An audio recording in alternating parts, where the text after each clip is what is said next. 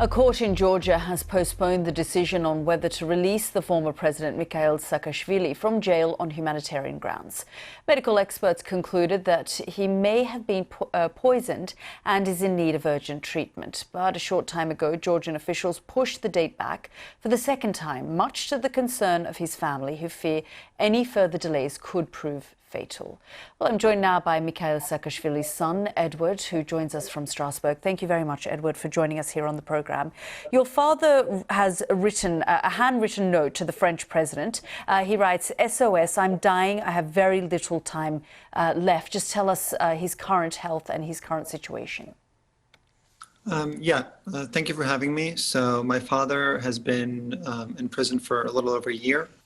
And in that time, we've really watched him decline quite seriously and quite rapidly from someone who used to be very energetic and healthy to now someone who is just extremely sick and reduced to a shell of his former self. And I mean, I can see that with my own eyes when I visit him, but that's also confirmed, as you said, by medical testimony, the Georgian public defender, and so on. So this is like the mainstream view, is that he is very sick. So what we're trying to do now is to say to the Georgian court, look, he's been in a prison hospital for 6 months. His situation has only gotten worse. So, please let him, just temporarily, go to receive treatment at a European clinic. And we think that really is, it's a desperate request, because I don't see this ending well if he stays. Just tell us what you think has happened to him, because there's, a word floating around that he may have been poisoned. So I've looked at some of these medical reports, which are quite detailed and well substantiated.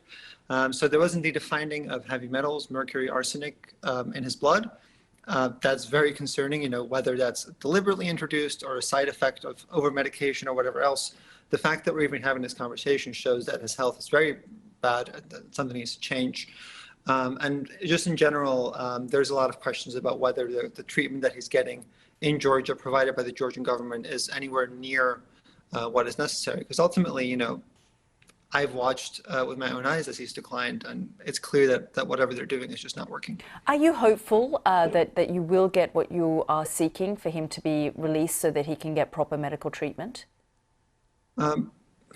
It's difficult to be hopeful, but I'm trying to be hopeful. So I'm currently in Strasbourg. We were meeting with some members of European Parliament because they had a session today where they actually passed a resolution calling on the Georgian government to release my father on humanitarian grounds. So there's a lot of support abroad, specifically, in Europe,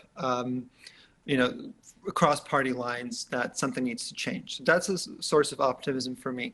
So the Georgian government, I think they feel that pressure, but the question is whether they will feel the need, just a kind of a moral pressure to overcome what is really a political vendetta that they have against my father.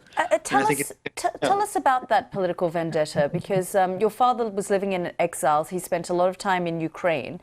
He went back to the country and he's held in prison. Just tell us about what he's accused of and why he's in prison. It's a number of charges that they brought over the past decade, I would say, since the change in government. So in 2012, my father handed over power, and for the first time in Georgia's history, through elections in a peaceful manner. He recognized the results. Then shortly after that, he left the country because he knew that the new government was motivated to kind of persecute him and put him in jail with whatever they could.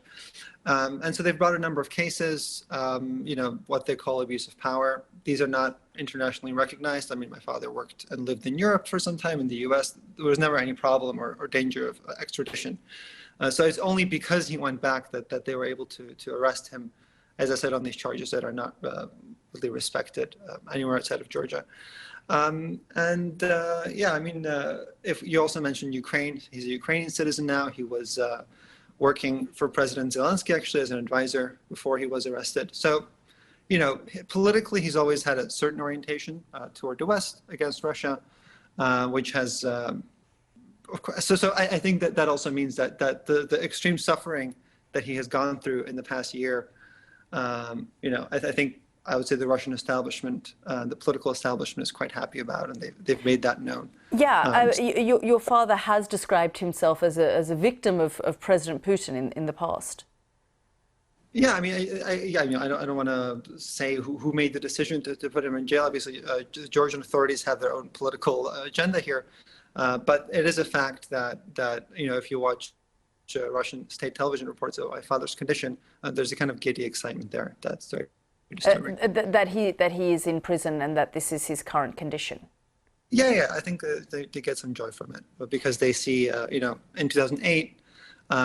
Georgia fought a war with Russia when my father was president, and maybe they felt that he was never fully punished for that, and here's a way to get that kind of.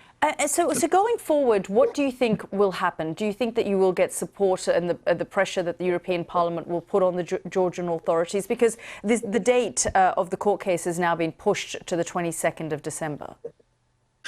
Yeah, I am trying to be hopeful because. Yeah, there is a lot of pressure, both internally and externally. Even the Georgian president, actually, who was endorsed by the current government, and that's why she became president.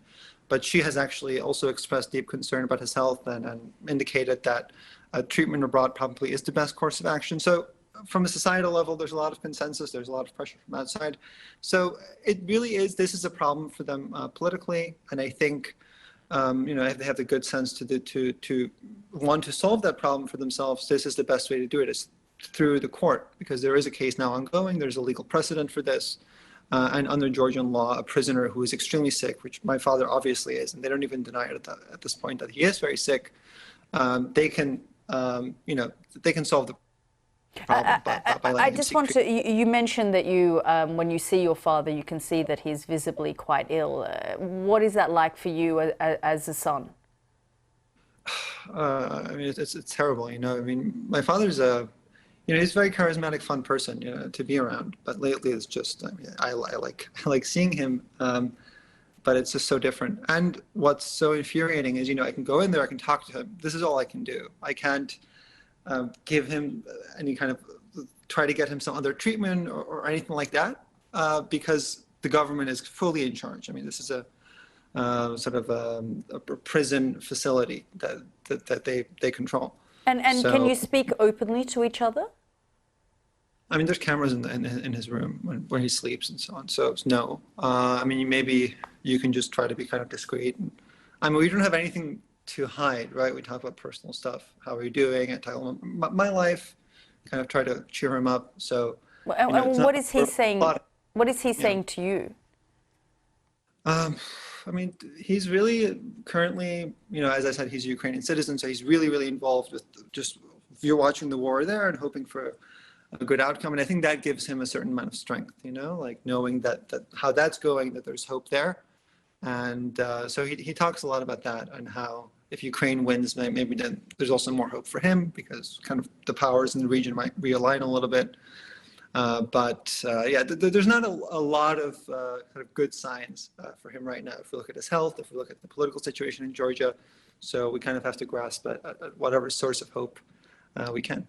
Edward, thank you so much for joining us here on the program and giving us your thoughts.